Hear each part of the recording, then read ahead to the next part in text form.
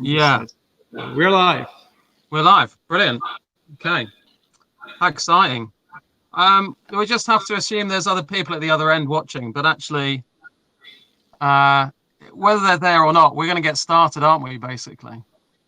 We do. So are you feeling ready there, Nick? Well, should I? So yeah, I do. Okay, so let's. We're just going to get started.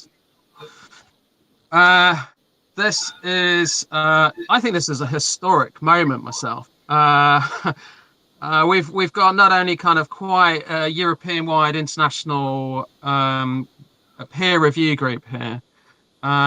We've also got Nick. He's going to do his final presentation here, and Nick is actually going to be the first person to finish on the new British Permaculture Association diploma system, which we actually only started just over a year ago. And I've been very involved with making that new system kind of happen. We weren't expecting somebody to finish on that new system quite so quickly, but there you go, it's happening. You've gotten in there.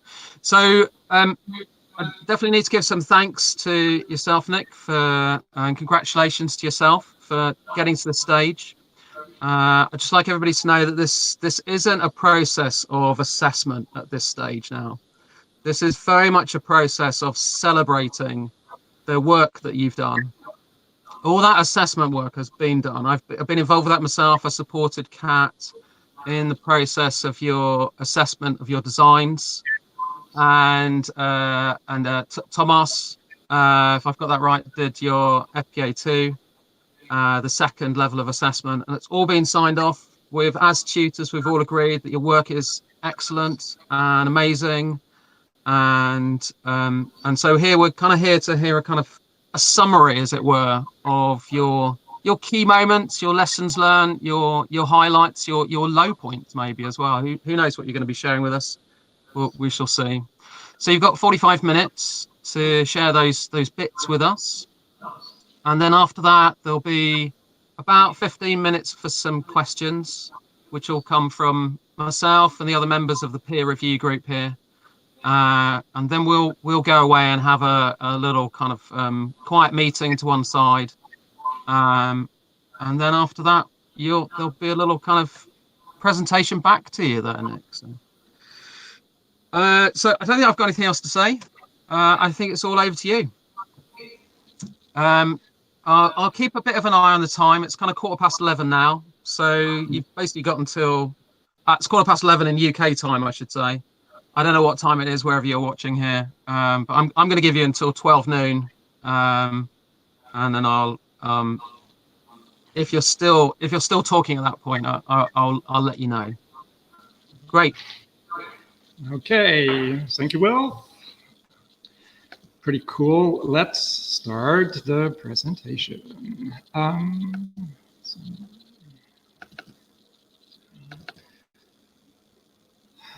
Okay. I screen share with you is probably the it's actually the easiest to do. One moment.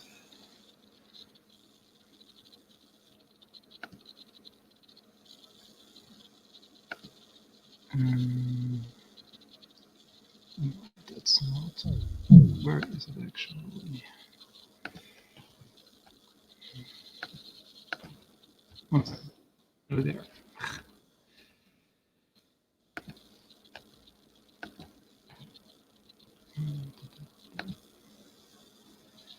Okay, can you see that? Can you see this shared screen, everyone? Yeah? Just, can you or can't you? Yeah, that's great. Okay, so the presentation is also online. You can go there yourself. I give you the link. So,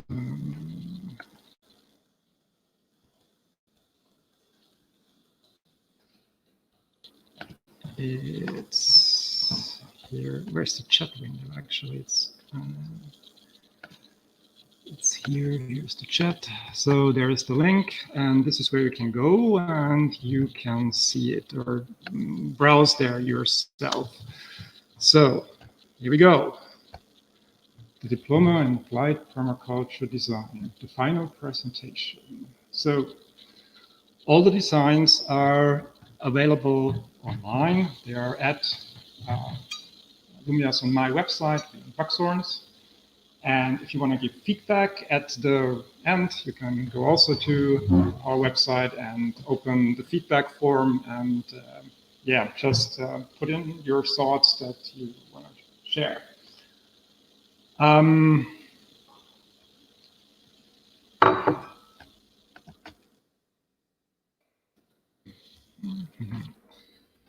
Okay, so who is who?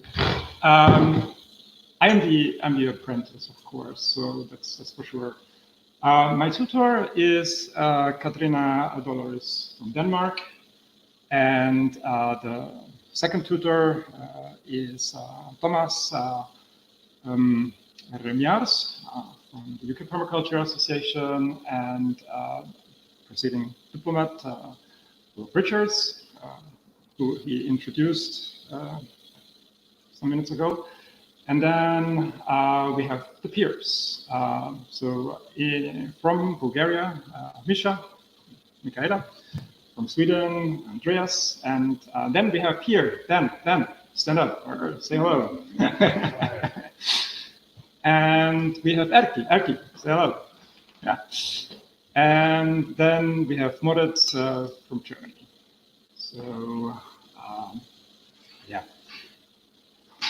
But of course, there are a lot more people involved in all of this. I couldn't do the diploma on my own. It's simply not possible. So, where is actually Lumia? Best sidekick ever. Without Lumia, it wouldn't be possible. She proofread all my designs, and all the philosophical discussions were with Lumia.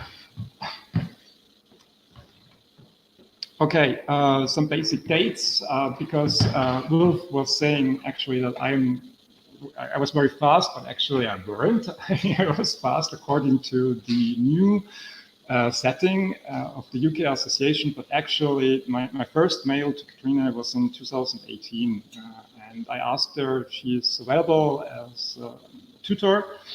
And then some months later, we started the whole diploma process with the Nordic Institute of Permaculture. And then a year later, we ran into a problem. Basically, the Nordic Institute defunct. So it wasn't really possible to do that, what we were trying to do, 10 designs, running it through the Nordic Institute. And then Katrina suggested that we should switch to the UK system. And this is what then happened. And this is why I'm only an apprentice for 1 year with the UK Association. We switched and had already kind of designs ready when the switch happened. So, but the question is always, who am I actually? Who's Dominic Chase? So, yeah, I was born in '77, so I'm 43 years old at the moment. I'm an entrepreneur. With Lumia together, we run a marketing agency, so I'm kind of filling multiple functions per element here. I'm the creative director, the designer, and web developer at Jason Snow. But my actual profession is brewing. I'm a brew master. I have a degree from the Technical University of Berlin.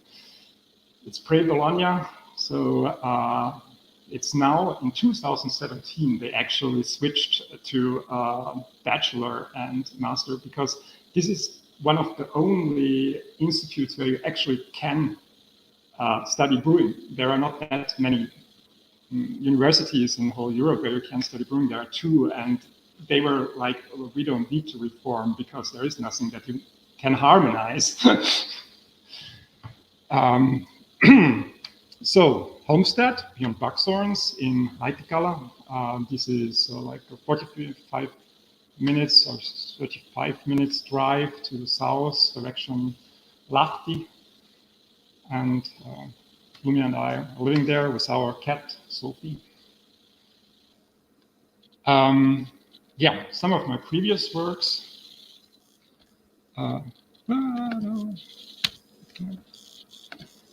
This is a silk screening, self-portrait. This is an installation, an art installation to show people how much energy it actually needs to get light going. So this is like a crank that you manually have to use to get the light going. This is another silk screening I did years ago. This is one of my design works for Humus Bergborg. It's a company in Finland. They are into, what is it? Is it regenerative agriculture, I would say. This is a logo for a company that is into selling berries or products from berries. And this is the design for the website of the Sun and Permakultur. It's actually quite difficult design, especially from the UX point of view, user experience.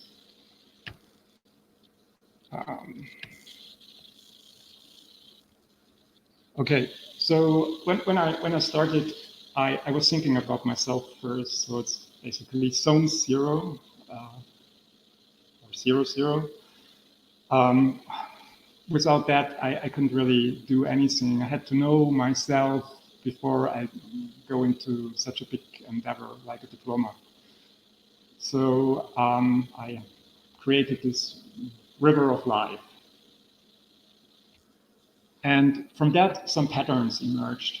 And one of the patterns is I always have been a designer, kind of product, web, flyers, whatever.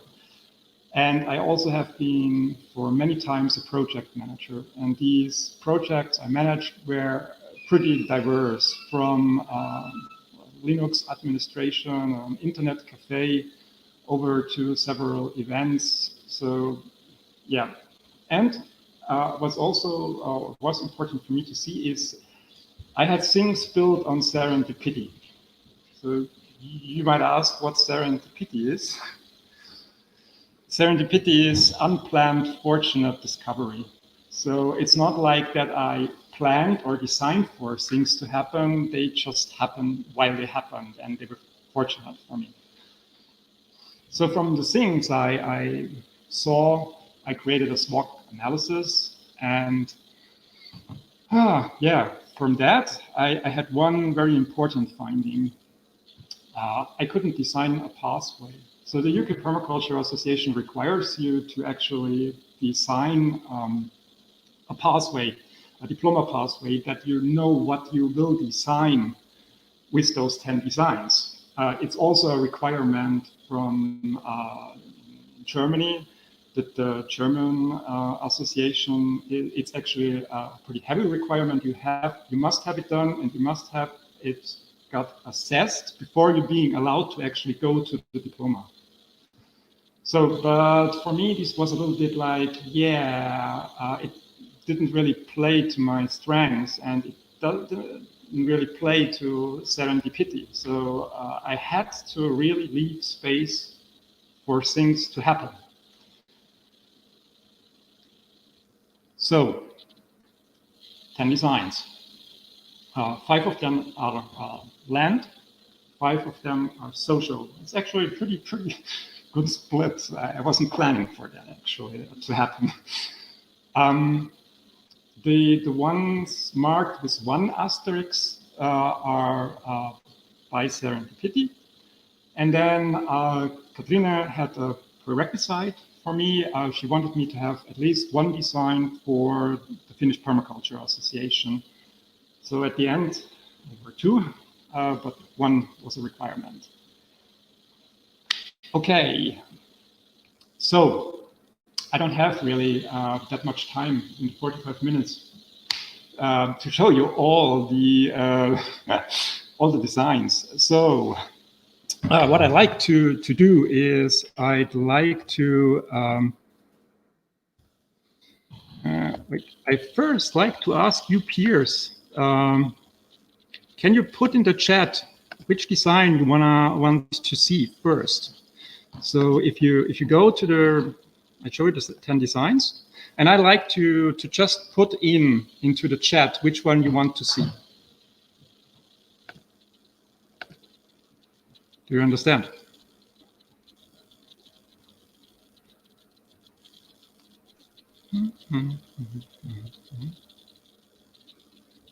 Utopia Borealis, Andreas. Okay, cool. What else? Katrina, what do you want to see? I mean, you know them all, but do you have a favorite? Okay, Moritz, the Permablitz Design Camp. Okay, the biogas shed. Utopia Borealis. Oh, we have 2 for Utopia Borealis.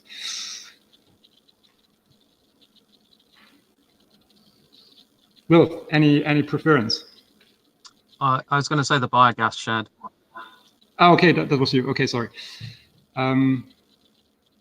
Michaela.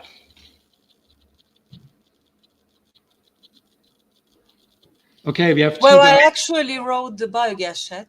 Okay, so we have 2 times biogas shed and 2 times the Utopian Borealis. So I will decide, and I say we do the biogas shed. Okay. Cool. Yep. Here it is.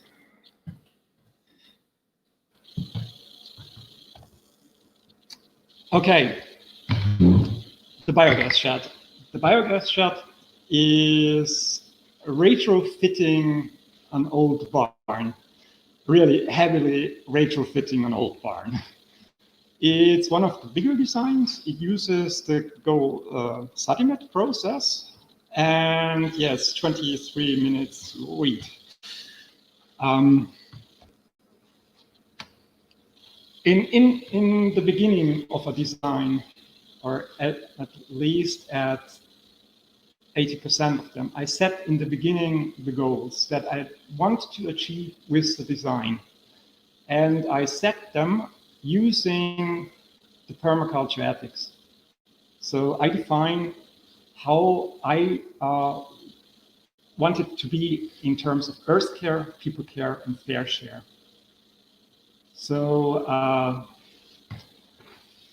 this here is a little bit of written in a very gloomy language. So I need the blue flame to guide all those in search of wisdom in the dark night to a glorious end. I want to grow food beyond the realms of time and space. I need a winter residence for the tame, feathered, egg-laying beasts, chink as the earthlings call them. Reducing my carbon footprint by eating food and energy on site. People care, a place worthy of my mighty frame, where I can rest after all those battles I fought across the galaxy, and of course Facebook. Dreaming big without the boundaries in mind, building something that Lumia can enjoy as well, taking care of some of my needs. And of course, let everyone take part in the journey, the endeavor, the challenges. And since all the designs are shared with everyone, with the public, everyone can kind of get their own picture of it. So context. Permaculture is always context sensitive. So that's from a larger map. It's the base map for the biogas shed, and you see 3 buildings here. So this very light blue one is the main house, and the biogas shed is the more greeny one, or it has the subtitle biogas shed, and then the stable. So this is also from a larger site design. It shows the zones, so you can see that the biogas shed is in zone 1. So it's pretty close to the house. It's just some meters to walk there. And of course, the sector come also from the full site design. So wildlife is all over the place. Fire mostly could come from the forest. Then the different angles for the summer and winter sun, yellow, and the different winters, summer and winter wind. And then of course noise from the neighbor's field and from the driveway.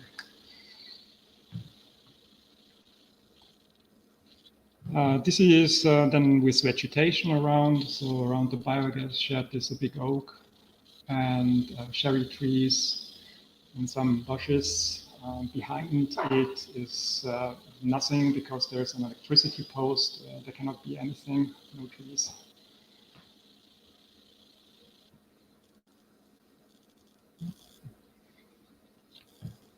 So some photos. These are before photos. So it's very dark, I'm sorry. So the biogas shed is the building on the right, the yellow one. Here again on the right, and what we see already is that the color is coming off. So the structure of that building is kind of interesting. It's a wooden frame, and then there is just this wind-stopping material on it. I don't have a precise name for it. And on this material is directly color. So, and the color is coming off, and the problem when the color is coming off, the stuff below sucks in water when it rains. So this becomes a problem for the whole structure if it's left like this. So this is from the southwest.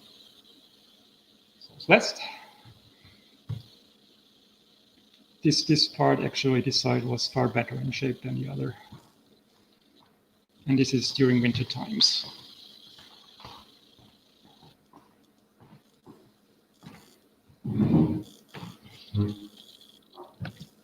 So the whole thing is 60 square meters. And inside there are 3 parts. One is a garage, and then there's an area for weaving, or was an area for weaving, and an old Webster's woodworking, not woodworking, metalworking shop. So I run a lot of tools for this design. So of course the context before photos, weather data, orientation, soil samples, checked the animals, found a lot of bugs and different spiders and all kinds of insects. Rainwater catchment, but this is its own design. It would be too complex to have it in here as well.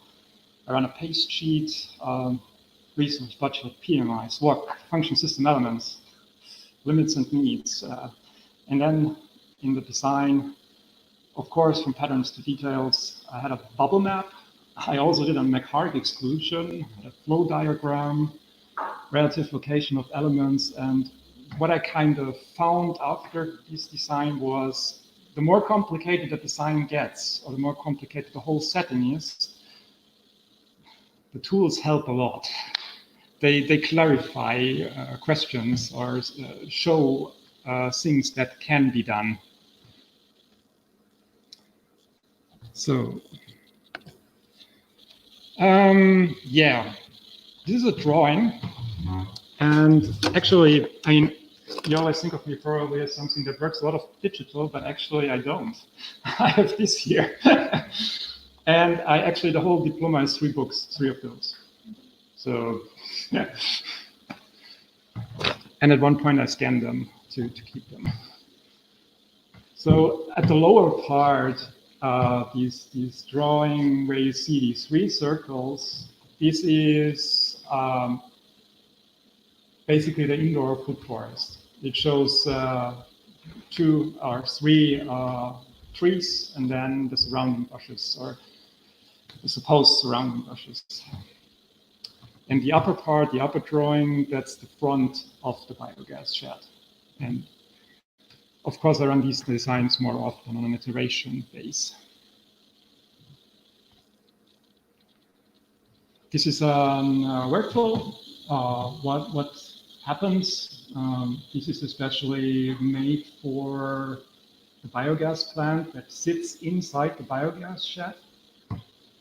So the biogas shed is also some kind of requirement actually for the biogas plant. There wasn't any other building that could house a biogas plant. Oh.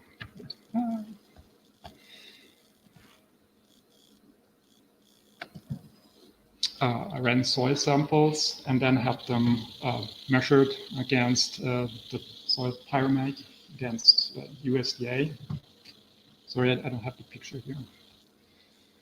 McHarg exclusion, a pretty simple one. I mean, when you look at what McHarg did, if you read his book, it's crazy how much data. I mean, he used data like what we saw before from the scientists to find out where entire parts of cities can be placed. And here it's more or less like showing where the actual greenhouse could go because of the sunlight and the big door where things can move in and out, and where the chickens need to go because this is the insulated part of the building. So whereas the biogas plant go, there is only one space left. So I excluded basically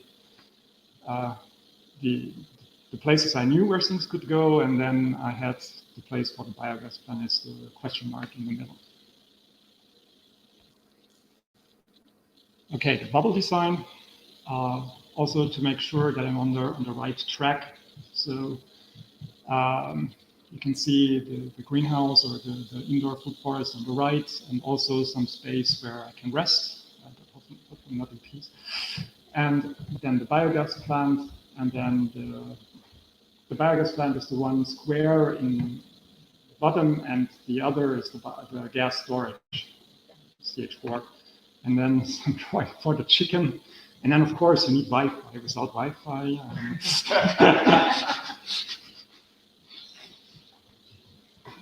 no, for the sensor data.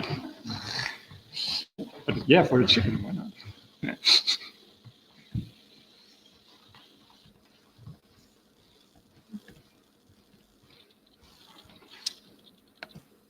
Okay, some more drawings on how to place things, iterative, trying it in a different way. Relative location of all these designs is kind of key to me.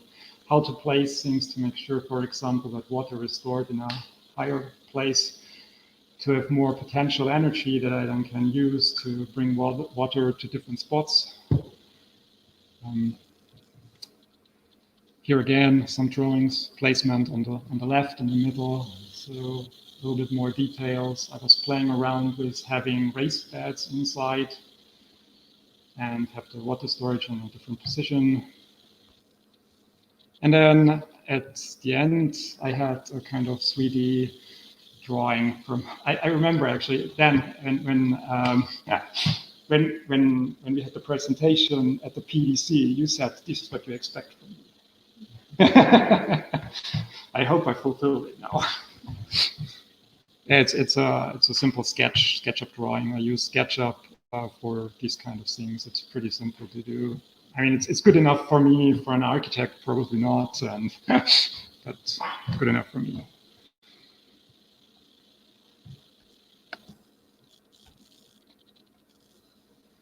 So I have a small animation here.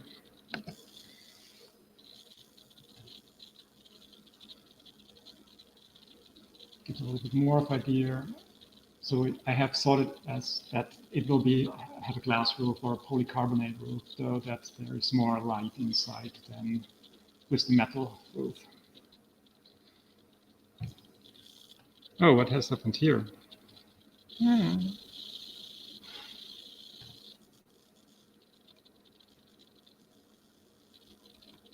Where are my photos? Where are the photos?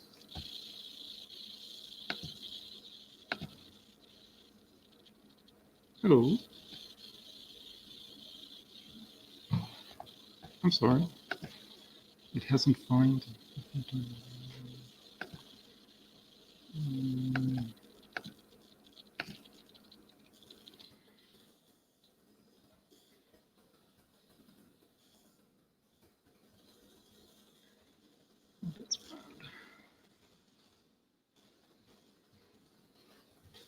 Yeah. Okay, they're kind of not available in the online version, and I don't know why. So I did most of the work myself. So removed these wind panels and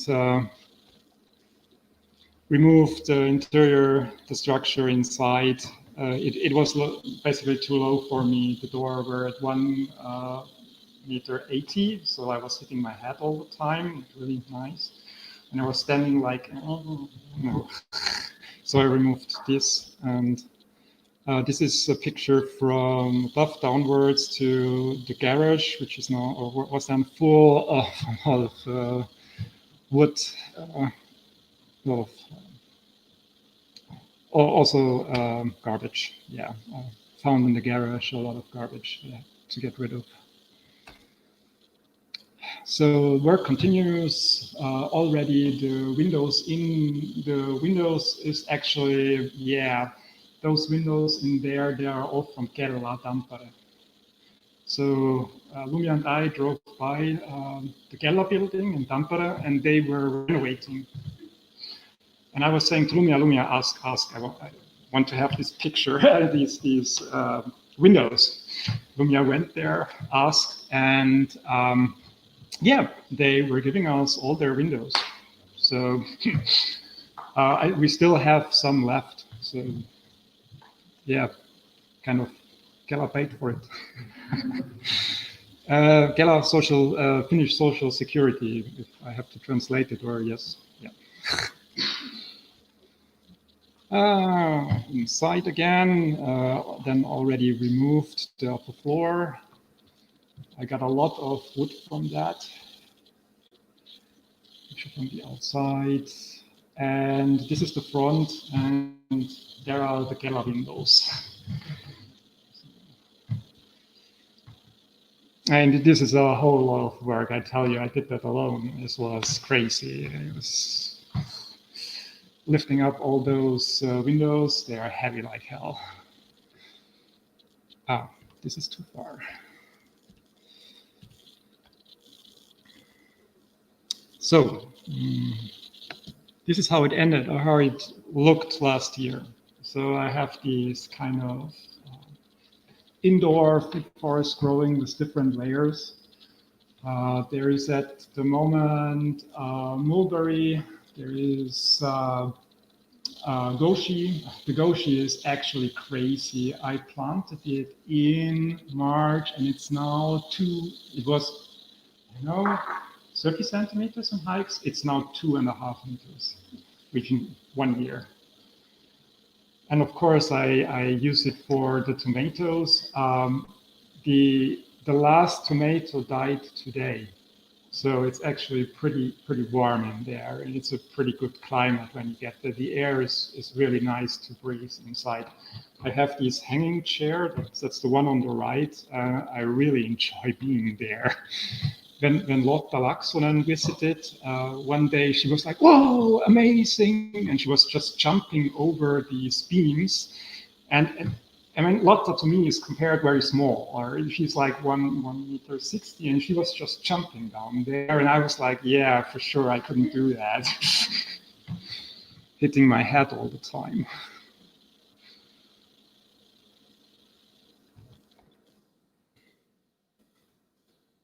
So this is now the outside. It's actually, this is an older photo. It's from last year. It's not this year. There are many things now different. There's a polycarbonate door in there. And I'm experimenting a little bit with DIY hot water creation. So you see these kind of hoses and circles. So I run hot water through there. I mean, it's actually pretty cool. It works pretty well. So this is now the front. So the lower part is glass and the upper part is polycarbonate. And polycarbonate is really a shitty material to work with. I hate it. I mean, this stays for permanent. I don't do anything anymore to it. So it's probably the appropriate technology for this type of building. So yes, there is now lots of light inside. I kept the beams up for structural reasons. I was not quite confident to remove them. Yeah, this is the biogas plant and the biogas storage. There are 3 bags. The white bags got built in Germany. They are actually for Africa. They are widely used in Africa. They are used like a backpack. So it has straps to go backpack there. It's about nearly 1 cubic meter each of those bags. I was experimenting with low density polyethylene bags. That's the one that's transparent. They're actually pretty good. I'm quite confident with them. So this one is nearly full.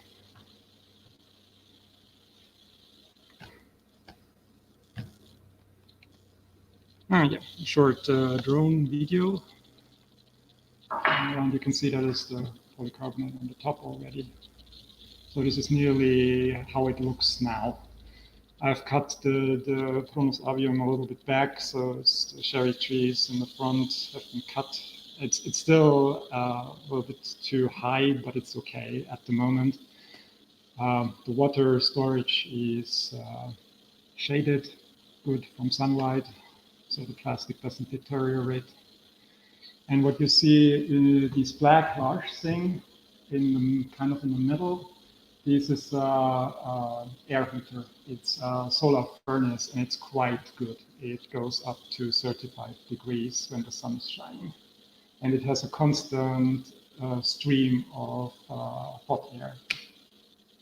But it's too large for me to lift anymore.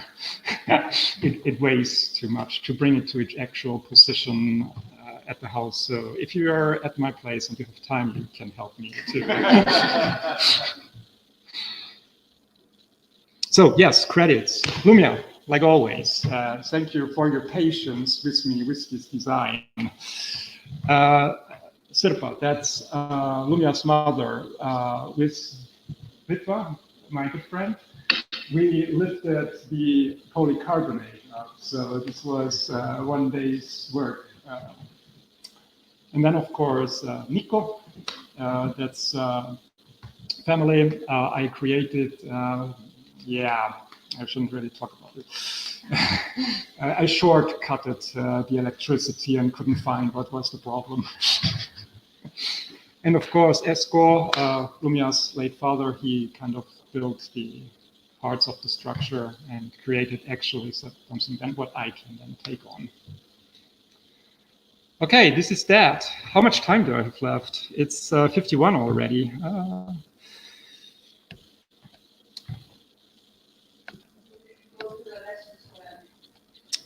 Yeah, lessons learned. Wait, I have to go back.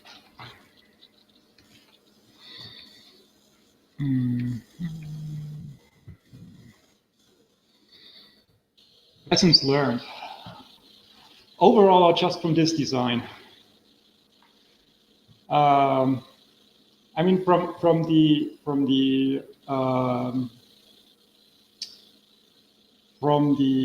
biogas shed, the lessons learned. Well, sometimes you have to really take a step back and look at the whole picture, and sometimes you can get really lost in the process of it. So it's really kind of difficult at some points where you kind of where things are not working. And I mean, the intention, the first initial iteration of the food forest was to have like a peach tree and more exotic fruits, and that didn't work. They died on me. Then I had other exotic stuff like Northern citric fruits, and they also died on me. So I was like, yeah, shit, no. And I don't want to do it, actually. I just keep the tomatoes growing. It's good enough.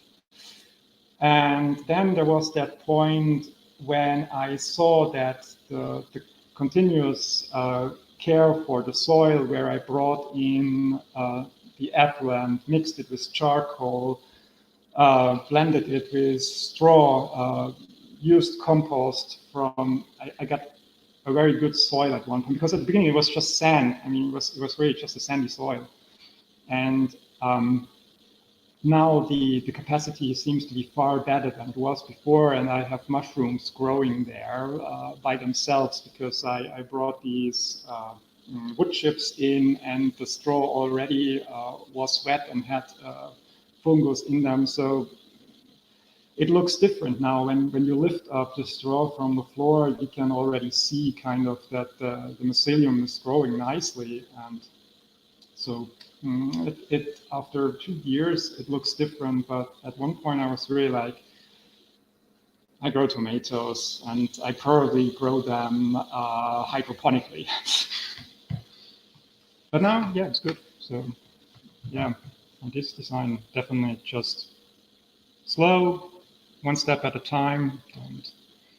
Don't hurry it. It will work at one point. It will balance itself. Nature will balance itself. Yeah. So the overall, the high point of the different designs were, I mean, the communications design were quite heavy. The communications design for the Finnish Permaculture Association, I mean, this is, I mean, I can show you the comment from Thomas.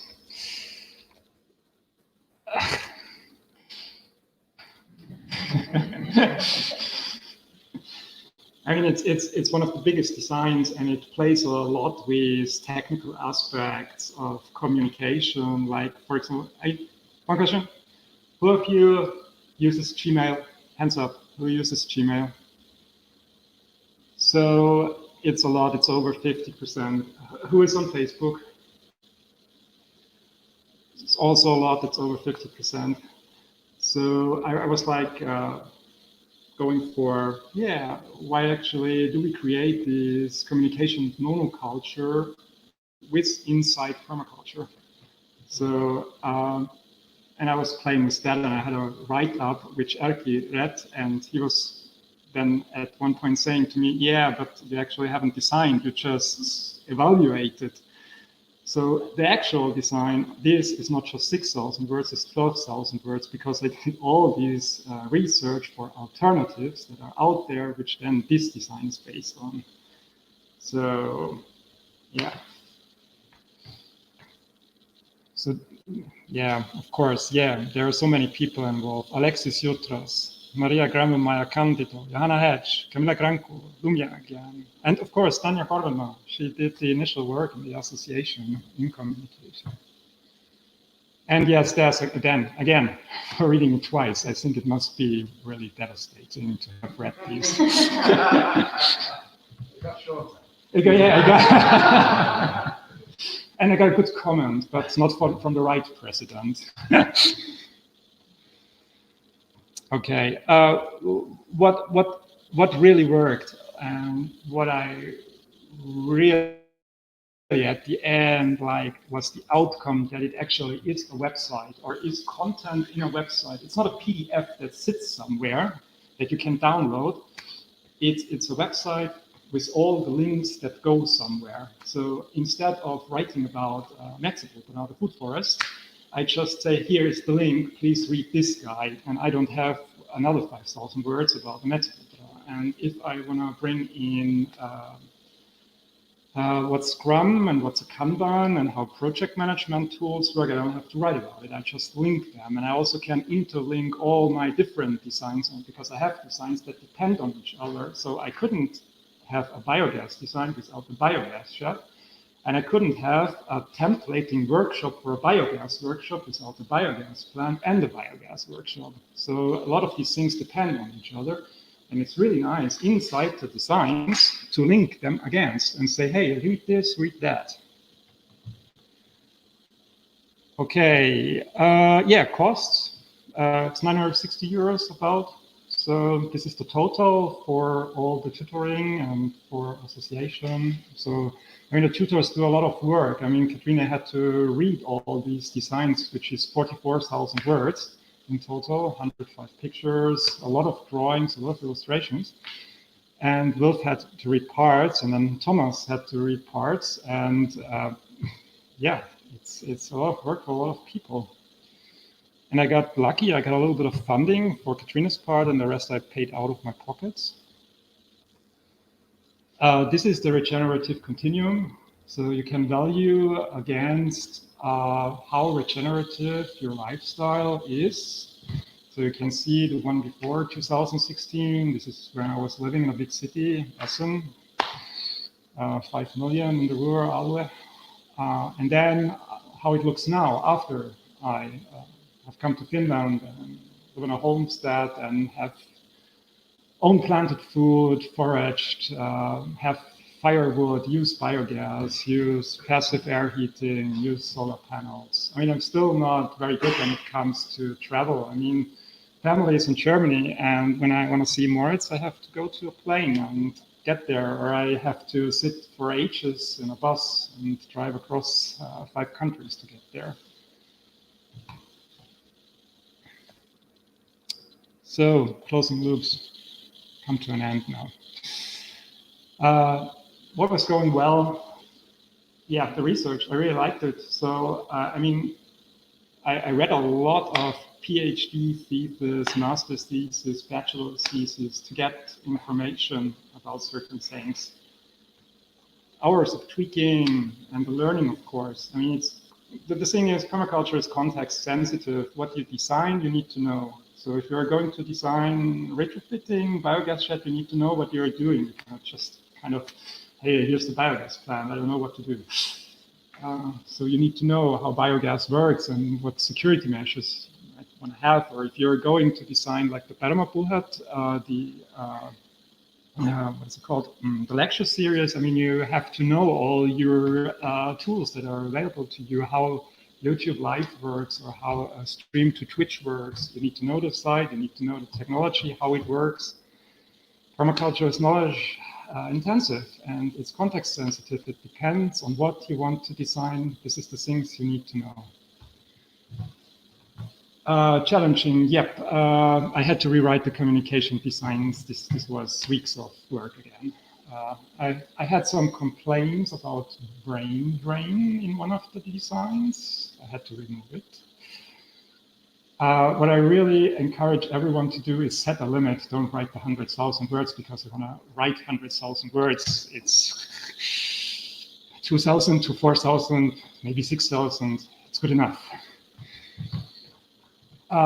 Next achievable steps, I have a DIY weather station hopefully going soon. We'll see if it's working. I have all the sensors already at home. The difficult part is the anemometer, so the wind speed and the wind direction. And then, of course, the full site design, which is like 90% done, and then the land center assessment next year, hopefully. The long-term vision and goals, I'd like to see a Finnish diploma system coming so that the Finns can write in the Finnish language. I'd like to have the land center, of course, for decades, not just some years. I'd like to have the PDC in Finland every year, not just every 5 years, so that we can really bring permaculture knowledge to Finland. I'd like to be more self-sufficient in the long run. Yeah. Okay. One more thing. Do you know where this sentence comes from? One more thing? Yeah, you know? You know? Steve Jobs. So Steve Jobs does the thing when at the end of the presentation, he comes with the actual pretty cool part. So what's next year? We have a PDC at Beyond Buxhorns in June 2020. And it will be a modern version of the PDC. It will, of course, require the core curriculum, but it will blend sociocracy and TEAL methods, and it will leverage project management from software development. So it will be the most modern version the PDC will be. Okay, guys, I think I'm through. Do I have...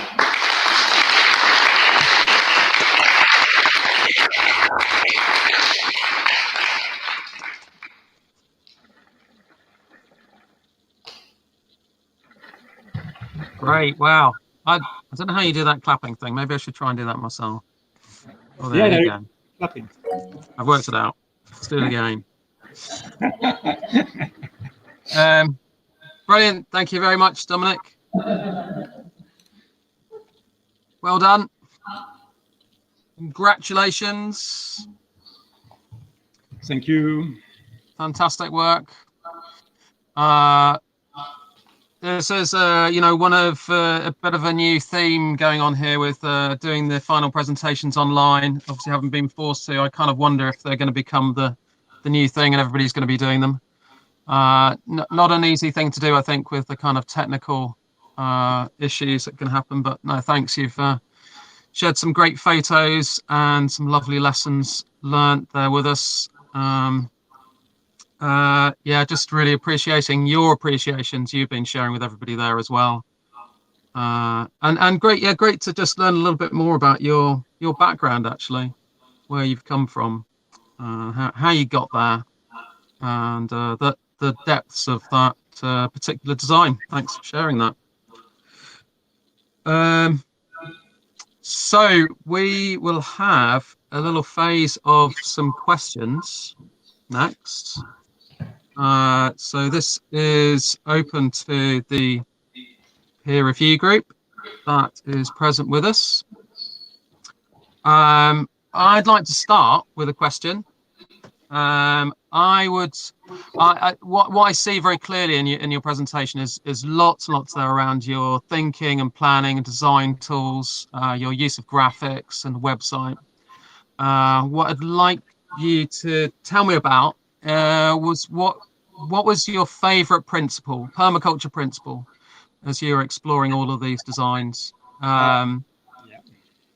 Did it have one that kind of kept coming back to you again and again, or two of them or three. So multiple elements per important function.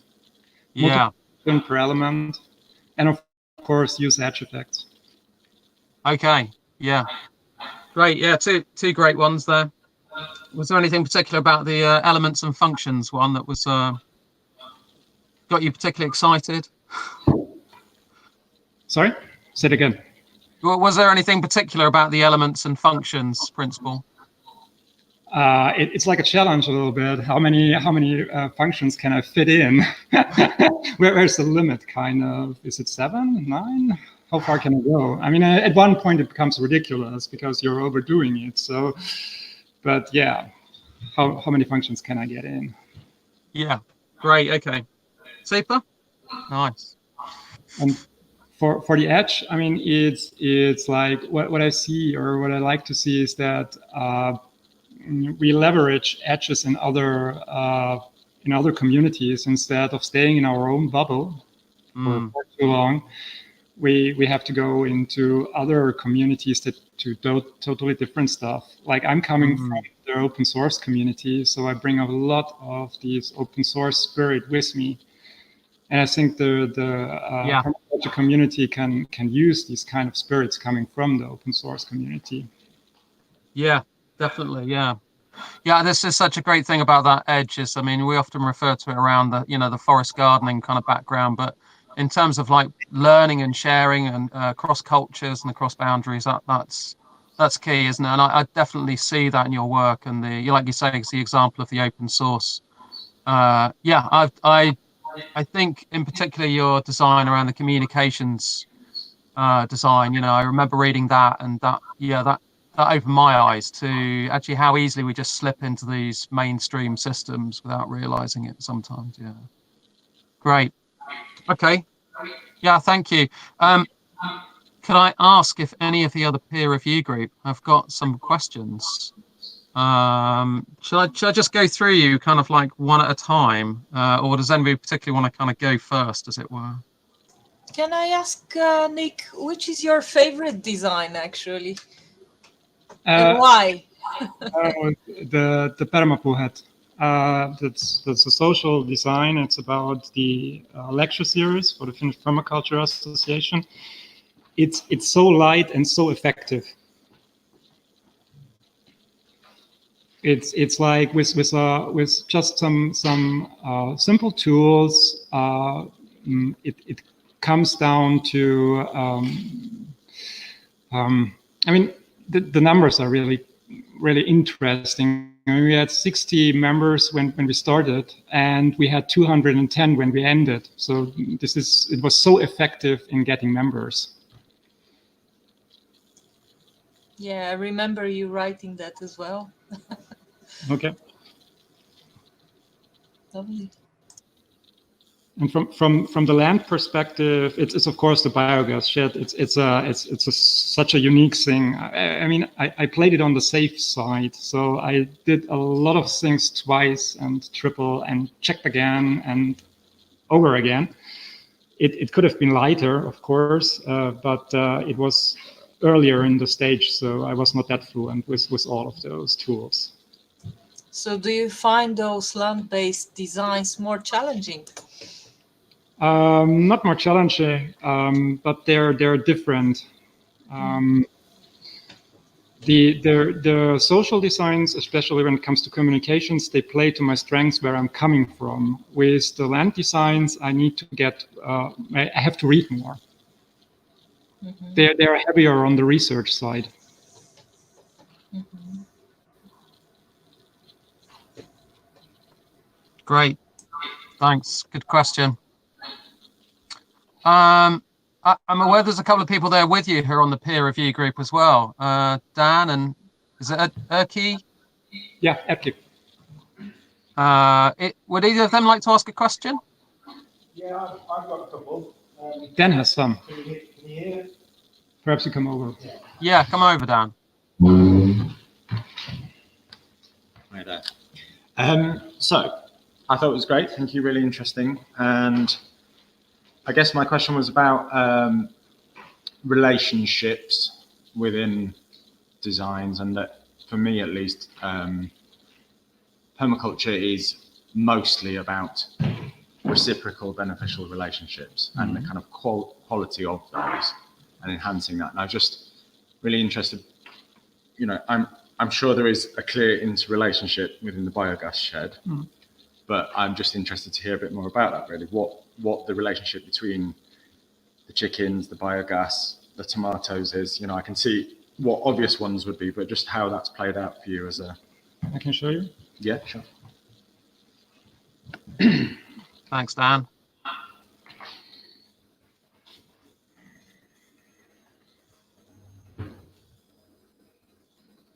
Wait, it's in the actual biogas plant. Wait.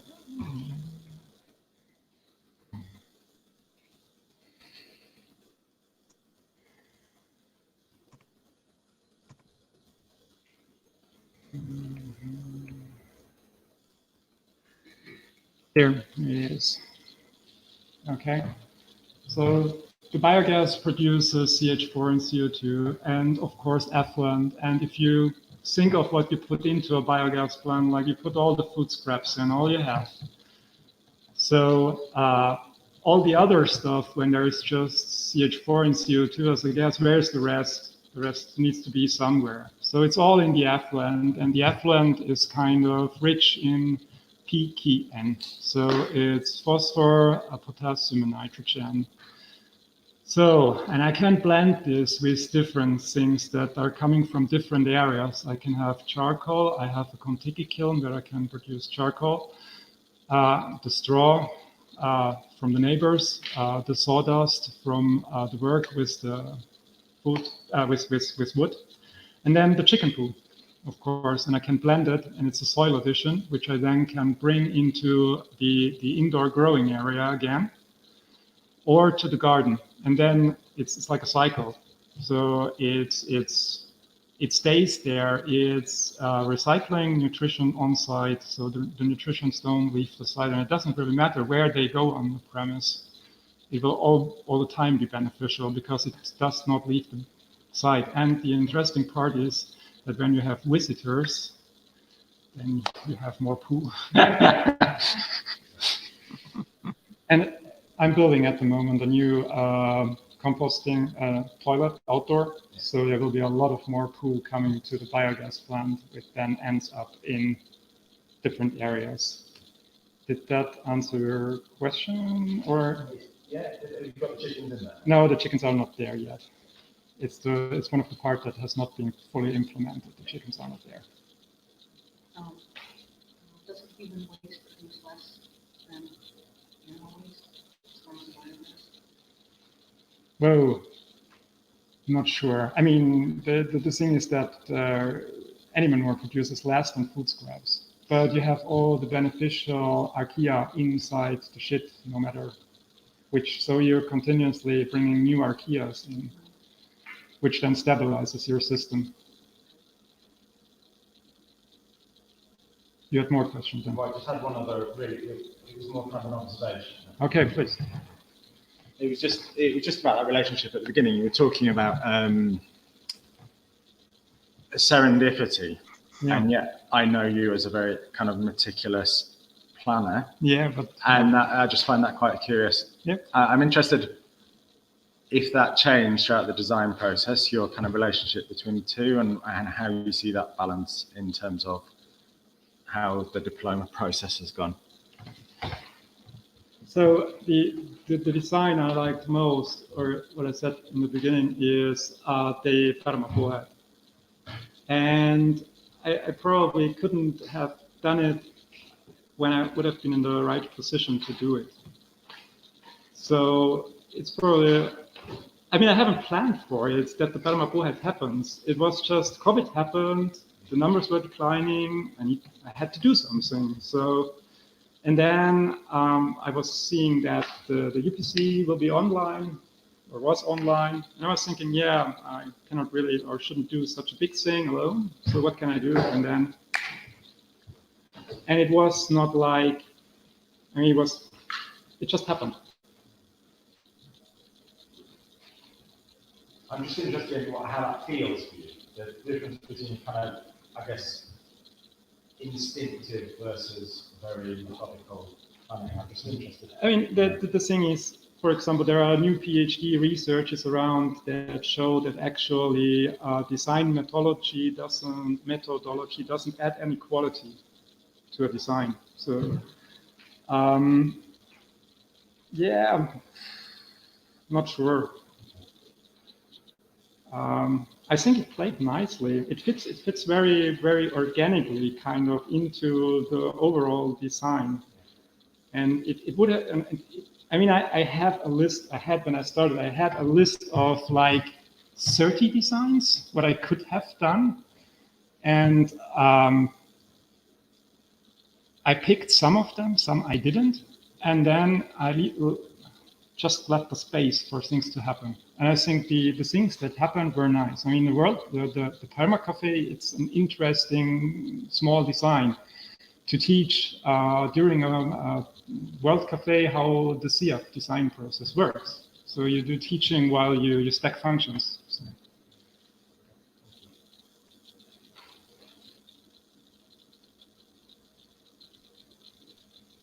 Great, thanks.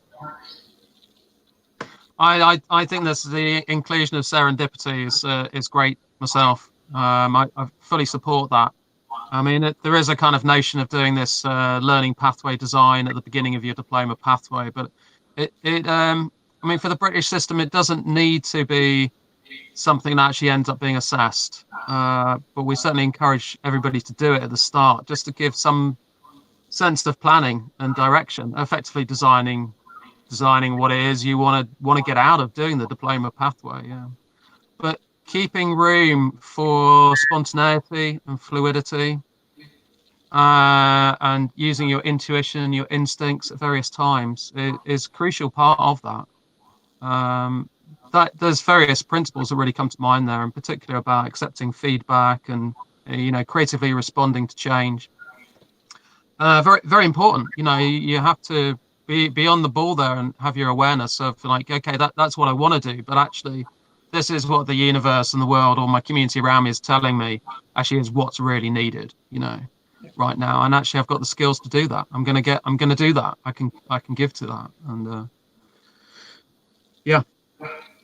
Great. Okay. Any other questions? Kat or Andreas or Moritz?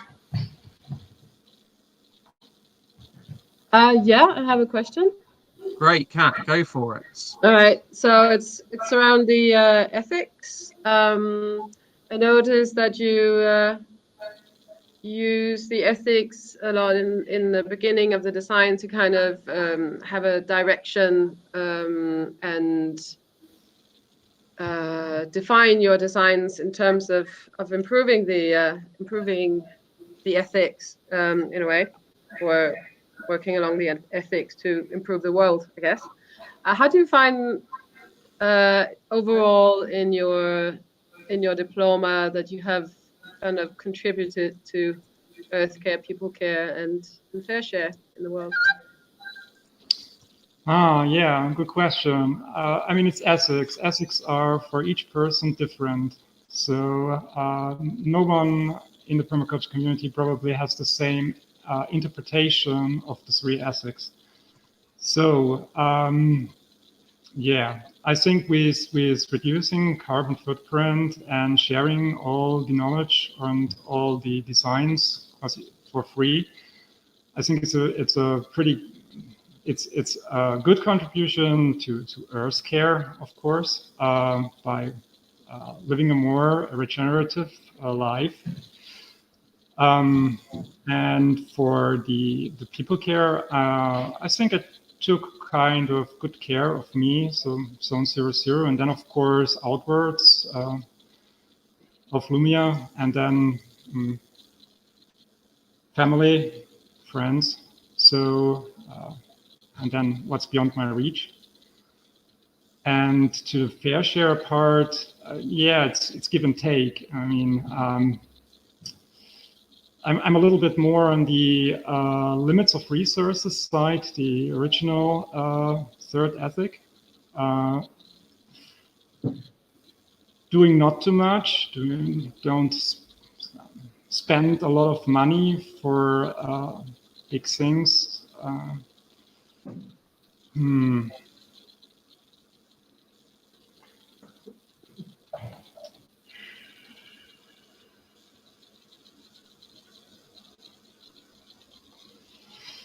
Give me a second. Lumia, what would you say? Fair Share. How have I contributed to Fair Share? Yeah, it's all shared, I would say. Yeah, it's the biggest contribution. Yeah.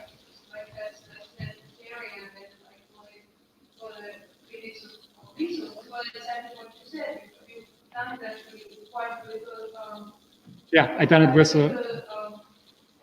yeah, the carbon footprint is very low.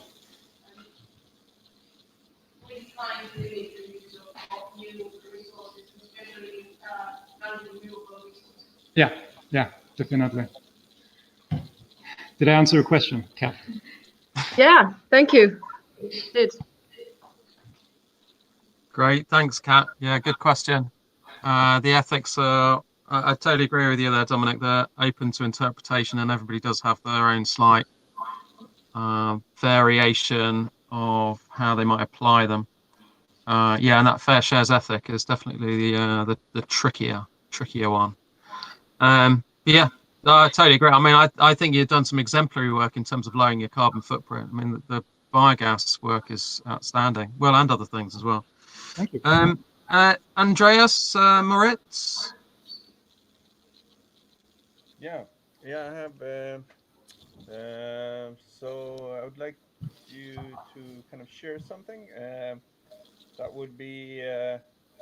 I've read and watched your designs, all 10 of them, and I can see kind of evolvement within these designs. I would like to ask you just to share your perspective on certain, if you had any like aha moments kind of thing, because I've seen like the first couple of designs, they're working in a way, but the further you go, you're kind of showing some, if we call it progress or whatever we see with refinement, maybe design refinement, if I would use one word maybe. So maybe you can share some aha moments, and if it's kind of also related to serendipity. Okay, so aha moment. Okay, so my primary education was not really high education. Okay, so I come from what's called a background of a family where knowledge wasn't really anything, something to obtain. You see, okay. So the standard, what's it in English? I don't know. It's like. Okay, no. So to go further. I was talking to Lumia, and I was talking about the ethics, and the one of the aha moment very in the beginning is ethics are not really quantifiable. So this was like changing a perspective. And during the design, sometimes, or at one point, I had these tracing backward steps, what Aranya is also saying, like that you have something and you came up with it, you don't know how, and you have to retrace your steps how you got there.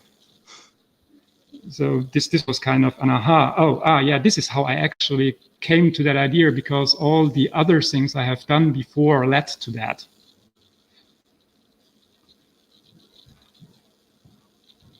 Yeah, thanks a lot. Makes sense, and I think it's also related to, you call it serendipity, and I think also for me personally, if I'm doing a personal reflection on it, it's like emergence pattern. So working with patterns of emergence is for me more or less what I'm hearing you say. But really, the reflection of backtracking is that's really yeah. Good. I mean, where I really had problems was the difference between reflection and evaluation. So this were really kind of in the beginning, it really was difficult for me to see the difference, what it means, and how it works. And it probably also came because in the beginning I was evaluating the designs against the Nordic Institute criteria, and so it was different in the beginning. And I think Kat kind of also said that and wrote that I should really check what I'm doing there.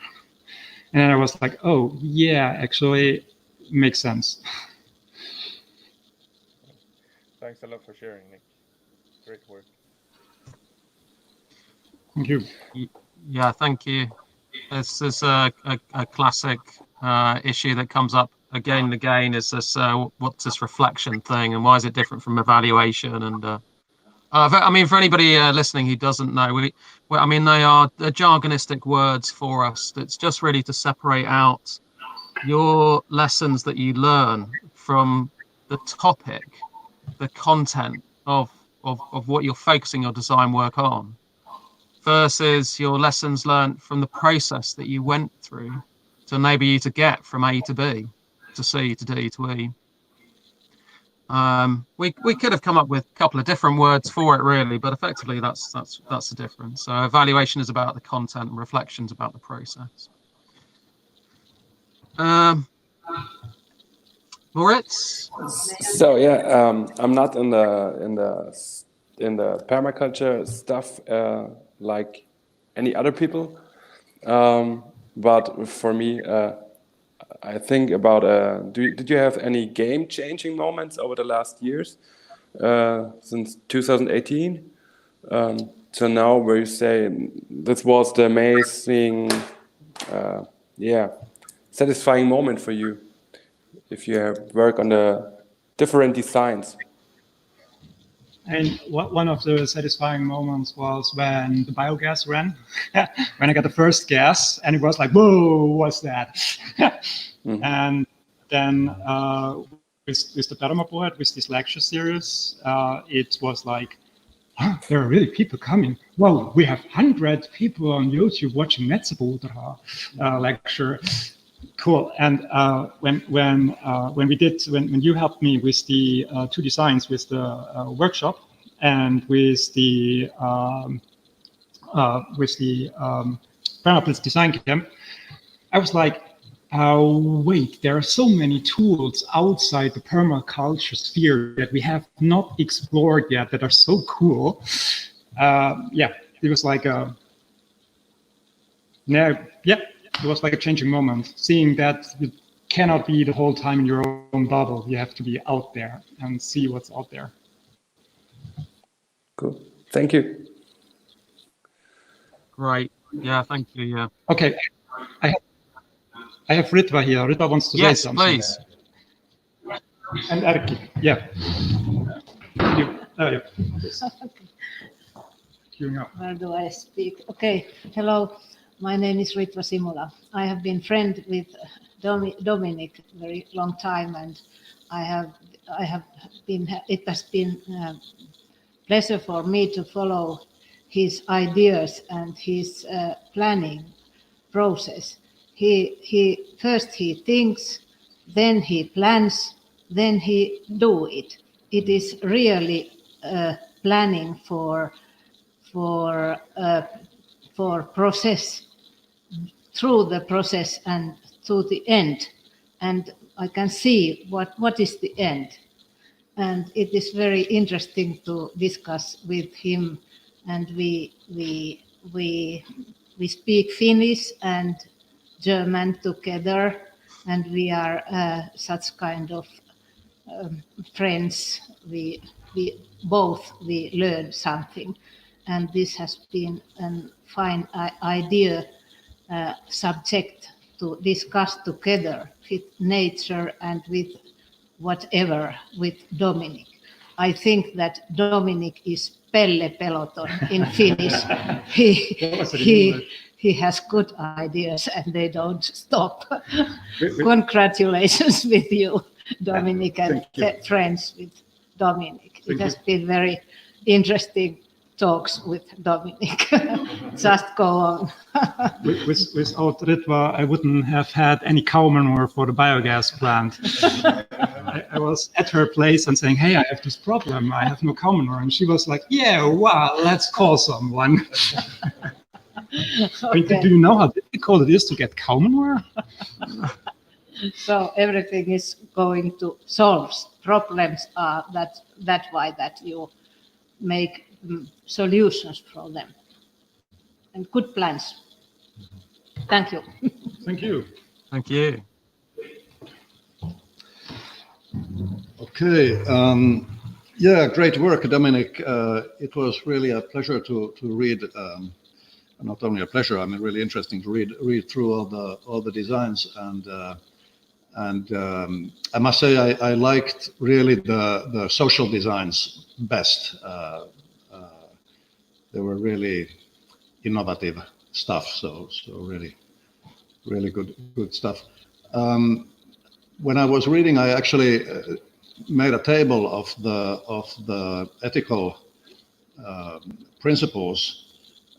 And based on that, I had exactly the same question as Catherine. So she already asked it, and we heard the answer. So no more about that. But the other thing I was kind of looking at was the design processes you were using, Dominic, and I could sense that you really liked the Lubis network. Could you tell a little bit more about that? What was the difference between Lubis network and the other?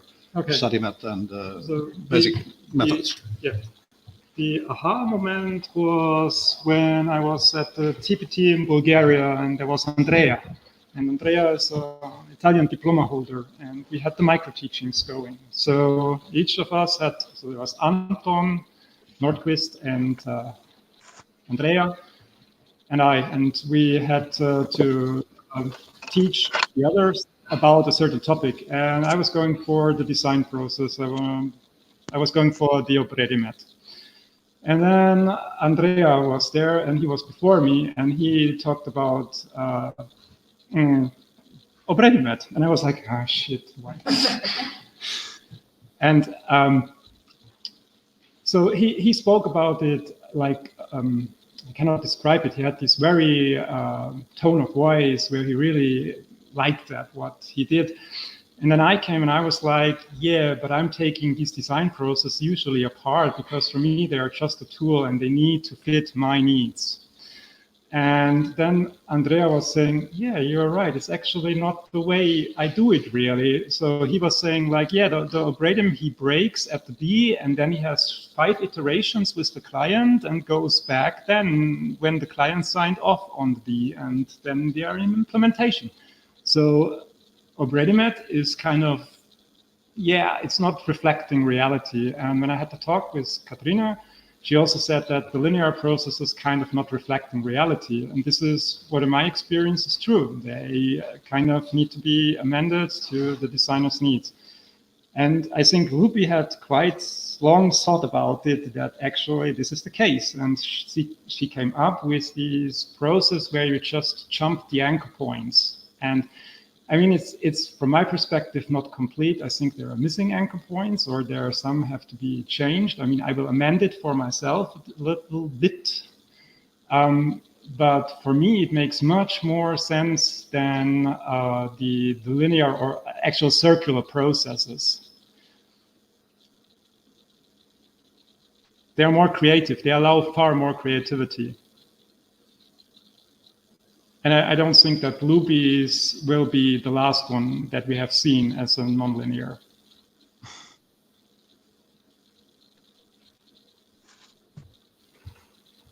Did I answer your question, Erkki?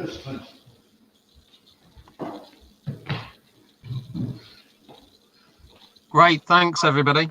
Does anybody else have any more questions? Maybe we've got time for one more question. Or maybe it's time to wrap it up. Speak now or forever hold your peace, as we say. Okay, so one last question, anyone? Okay, we wrap it up. Let's wrap it up. Great. Well, another round of applause, I think, is required, and congratulations. This is a celebratory moment. I would like to show you now. I mean, normally we would give the certificate out after the peer review group, but I think we should just catch this whilst we've still got a bit of a live recording going on, because I've actually got a certificate here. Whoa. There it is. Okay. Yeah. There we go. So that is that's going to go in the post to you there any day now, Dominic, when I can get myself to the post office. Yeah, it's nice to do that, because we won't have the kind of live streaming of that bit afterwards, because we'll be just, so we'll basically, as a peer review group, we'll go away now and we'll do our bit without you, Nick, and then we'll ask you to come back and join us in about 45 minutes. I'm not quite sure practically how we get your attention again, as I think you're in touch with we'll work that out. Oh, you've got Dan and Urka in the same room as you, haven't you? So they'll bring you back in. So yeah. So yeah, have you got something to go away and kind of do for 45 minutes or so? Are you gonna? Oh yeah. We have a workshop now. Our presentation about the Nordic Permaculture Festival that will run here next year, and then we have a workshop for the Nordic Permaculture Festival. So okay. There's a lot of things to do. Okay, sounds like a very busy day for you. Okay, right. Yep. Brilliant. Okay. Well, we'll call you back in, so you can stop the live streaming now, I presume, and we'll have a chat amongst ourselves, and see you again in a bit. Yeah, thank you once again. Thank you. Wow.